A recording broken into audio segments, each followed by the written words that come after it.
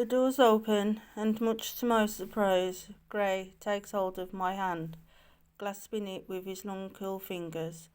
I feel the current run through me, and my already rapid heartbeat accelerates as he leads me out of the elevator. We can hear aggressive giggles of the couple erupting behind us. Gray grins. What is it about elevators? He mutters. We cross the expansive, bustling lobby of the hotel toward the entrance, but Gray avoids the revolving door, and I wonder if that's because he'd have to let go of my hand. Outside, it's a mild May Sunday. The sun is shining, and the traffic is light. Gray turns left and strolls to the corner where we wait for the crosswalk to change. He's still holding my hand. I'm in the street, and Christian Gray is holding my hand. No one has ever held my hand. I feel giddy, and I tingle all over. I attempt to smother the ridiculous grin that threatens to split my face in two. Try to be cool, Hannah, my subconscious implores me. The green man appears and we're off again. We walk 4 blocks before we reach the Portland Coffee House, where Gray releases me to hold the door open so I can step inside. Why don't you choose a table while I get the drinks? What would you like? He asks, polite as ever. I'll have breakfast, English breakfast tea, bag out. He raises his eyebrows. No coffee? I'm not keen on coffee. He smiles. Okay, bag of tea, sugar. For a moment I'm stunned, thinking it's an endearment, but fortunately my subconscious kicks in with pursed lips. No. Do you take sugar? No thanks. I stare down at my knotted fingers. I could watch him all day. He's tall, broad-shouldered and slim, and the way those pants hang from his hips, oh my. Once or twice he runs his long, graceful fingers through his now dry but still disorderly hair. I'd like to do that. The thought comes unbidden into my mind, and my face flames. I bite my lip and stare down at my hands once again, not liking where my wayward thoughts are headed. Penny for your thoughts. Gray's back startling me. I go crimson. I was just thinking about running my fingers through your hair and wondering if it would feel soft to touch. I shake my head.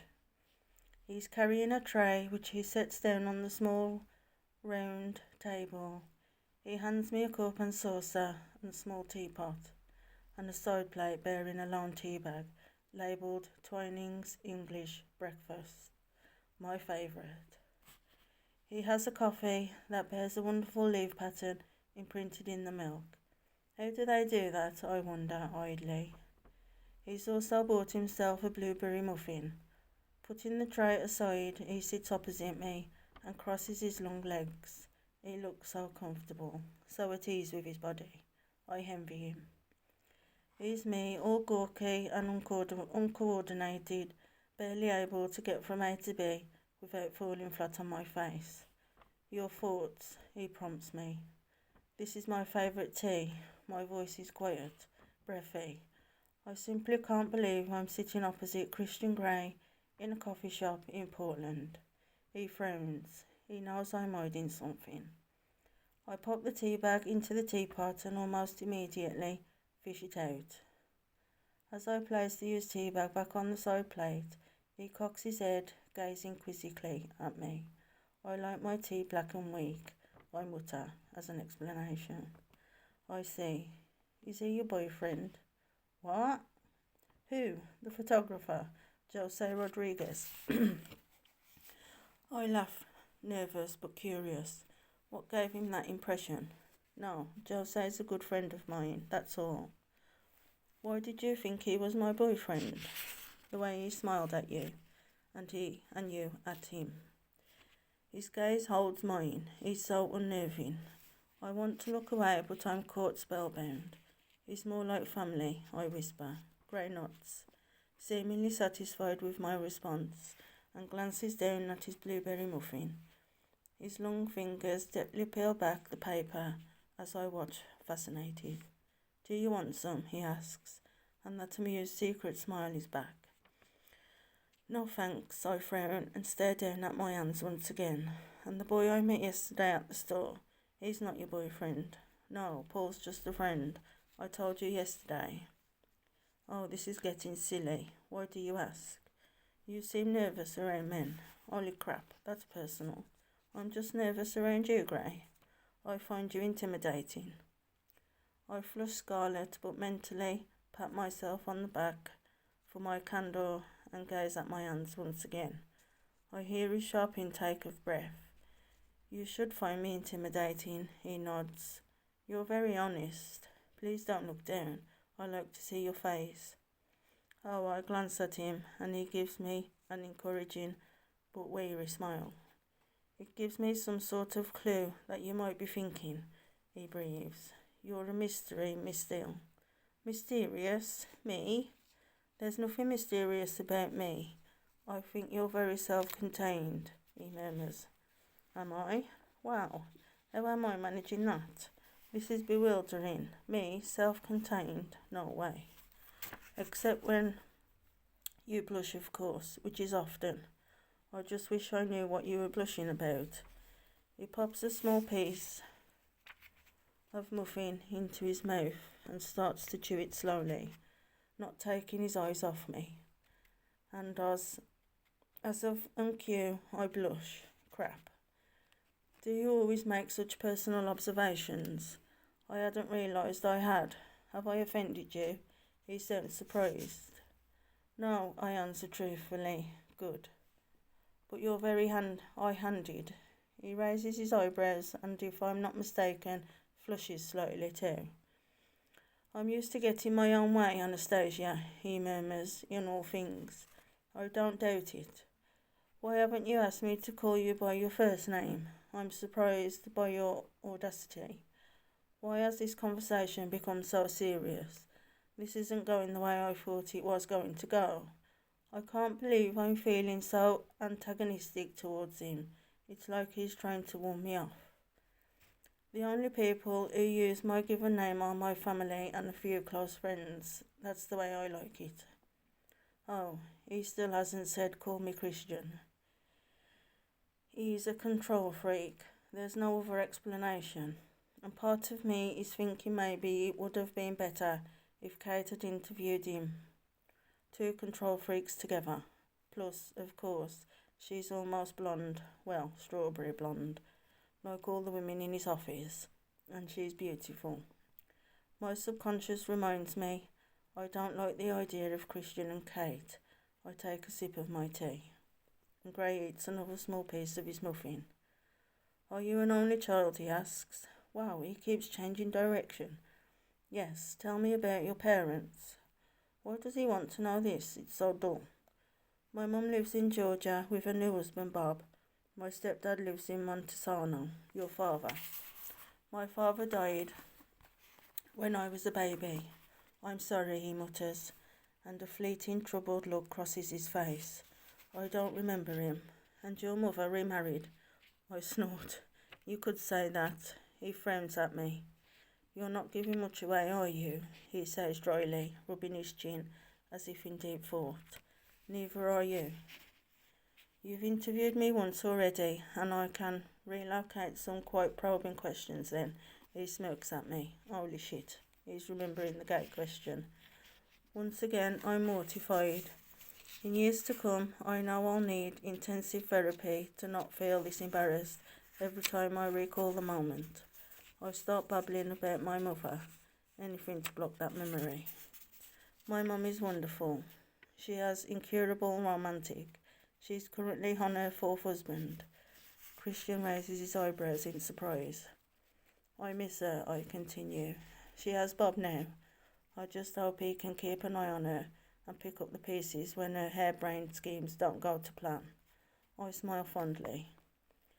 I haven't seen my mum for so long. Christian is watching me intently, taking occasional sips of his coffee. I really shouldn't look at his mouth, it's unsettling. Do you get along with your stepfather? Of course, I grew up with him. He's the only father I know. And what's he like? Ray is tenacious. That's it. Gray acts surprised. I shrug. What does this man expect? My life story? I refrain from rolling my eyes at him. He likes soccer, European soccer especially, and bowling, and fly fishing, and making furniture. He's a carpenter, ex-army, I sigh. You lived with him? Yes, my mum met husband number 3 when I was 15. I stayed with Ray. He frowns, as if he doesn't understand. You didn't want to live with your mum, he asks. This really is none of his business. Husband number 3 lived in Texas. My home was in Montenegro. And my mum was newly married. I stop. My mum never talks about husband number 3. Where is Greg going with this? This is none of his business. Two can play at this game. Tell me about your parents, I ask. He shrugs. My dad's a lawyer. My mum is a paediatrician. They live in Seattle. Oh, he's had an affluent upbringing, and I wonder about a successful couple who adopts 3 kids, and one of them turns into a beautiful man who takes on the business world and conquers it single-handed. What drove him to be that way? His folks must be so proud. What do your siblings do? Elliot's in construction and my little sister is in Paris, studying cookery, under some renowned French chef. His eyes cloud with irritation. He doesn't want to talk about his family or himself. I hear Paris is lovely, I murmur. Why doesn't he want to talk about his family? Is it because he's adopted? It's because it's beautiful. Have you been? He asks, his irritation forgotten. I've never left mainland USA, so now we're back. What is he hiding? Would you like to go to Paris? I squeak. This has thrown me. Who wouldn't want to go to Paris? Of course, I concede, but it's England that I'd really like to visit. He cocks his head to one side, running his index finger across his lower lip. Oh my. Because I blink rapidly, concentrate still. It's the arm of Shakespeare, Austen and Bronte, sisters, Thomas Hardy. I'd like to see the places that inspired those people to write such wonderful books. All this talk of literacy great reminds me that I should be studying. I glance at my watch. I'd better go. I have to study. For your exams? Yes, they start Tuesday. Where's Miss Kavanagh's car? In the hotel parking lot. I'll walk you back. Thank you for the tea, Mr. Gray. He smiles. I've got a whopping big, great, secret smile. You're welcome, Anastasia. It's my pleasure. Come, he commands, and holds his hands out to me. I take it, bemused, and follow him out of the coffee shop. We stroll back to the hotel, and I would like to say it's inconsolable silence. He at least looks his unusual calm, collected self. As for me, I'm desperately trying to gorge out. Our little coffee morning has gone. I feel like I've been interviewed for a job, but I'm not sure what for. Do you always wear jeans? He asks out of the blue. Mostly. He nods. We're back at the intersection, across the road from the hotel. My mind is reeling. What an odd question. And I am aware that our time together is limited. This was it, and I've completely blown it. I know, perhaps he has someone. Do you have a girlfriend? I blurt out. Holy crap, I just said that out loud. His lips squirk up into a half smile, and he peers down at me. No, Anastasia, I don't do the girlfriend thing, he says softly. Oh, what does that mean? He's not gay. Oh, maybe he is. He must have lied to me in his interview. And for a moment, I think he's going to follow up with some explanation, some clue to this cryptic statement, but he doesn't. I have to go. I have to try to reassemble my thoughts. I have to get away from him. I walk forward, and I trip, stumbling headlong into the road. Shit, Hannah, Gray cries. He tugs my hand that he is holding so hard that I fall back against him, just as a cyclist whips past. narrowly missing me, heading the wrong way up this one-way street. It all happens so fast. 1 minute I'm falling, the next I'm in his arms, and he's holding me tightly against his chest. I inhale his clean, wholesome scent. He smells of freshly laundered linen and some expensive body wash. It's intoxicating. I inhale deeply. Are you okay? He whispers. He has one arm around me, clasping me to him, while his fingers of his other hand softly trace my face, gently probing, examining me. His thumb brushes my lower lip and his breath itches. He's staring into my eyes, and I hold his anxious, burning gaze for a moment, or maybe it's forever. But eventually, my attention is drawn to his beautiful mouth, and for the first time in 21 years, I want to be kissed. I want to feel his mouth on mine.